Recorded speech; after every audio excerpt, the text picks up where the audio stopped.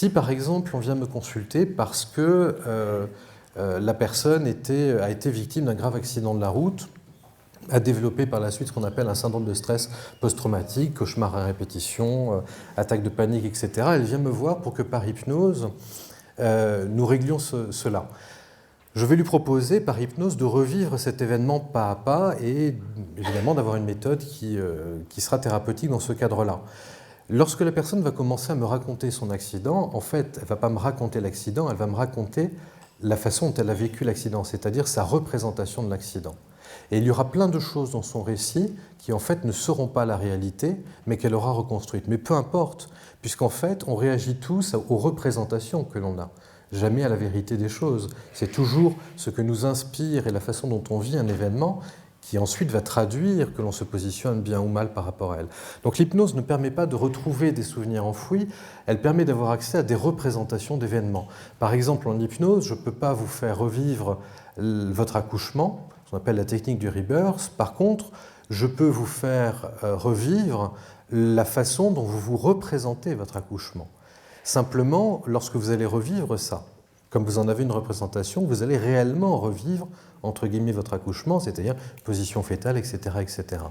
Donc, on retrouve avec l'hypnose non pas des mémoires enfouies, puisque les souvenirs n'existent dans la réalité pas, la mémoire est toujours en train de les retravailler. On peut par contre mettre en exergue la représentation que l'individu se fait à un moment donné d'un événement, mais après tout, dans un objectif thérapeutique qui est le mien dans la pratique de l'hypnose, c'est effectivement ce que je recherche, puisque c'est à ces représentations que le patient fait écho.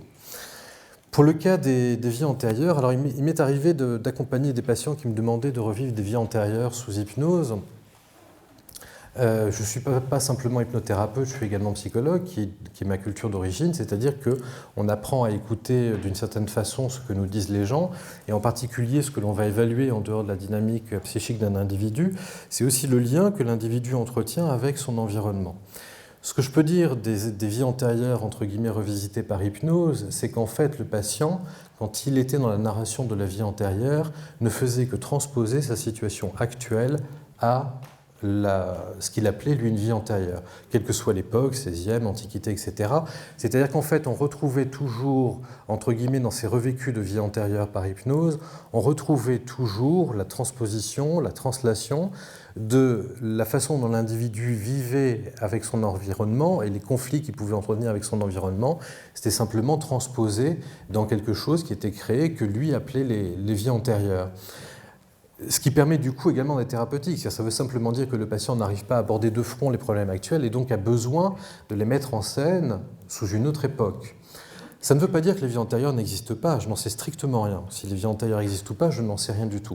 La seule chose que je peux dire, c'est que dans mon expérience, l'hypnose ne permet pas de remonter dans les vies antérieures.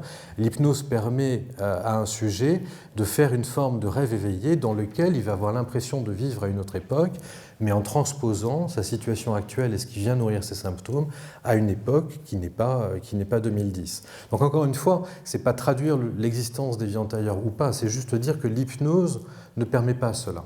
Ça permet juste de scénariser autrement à un moment donné la vie du patient.